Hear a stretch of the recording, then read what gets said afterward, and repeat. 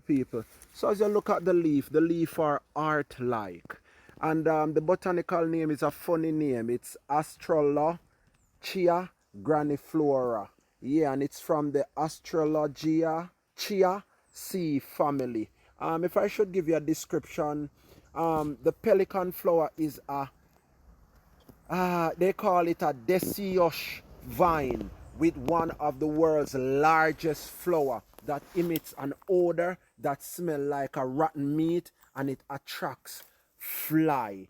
If I should give you some health benefits, the health benefits is it detoxifies the body, where it promotes weight loss, boosts energy, improves sleep, mental clarity, improve moods, help regulate your heartbeat.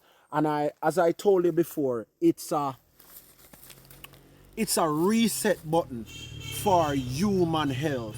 A reset button. So I will be giving you some videos when I will be using my pick tick. See? When we use my machete, look. I make.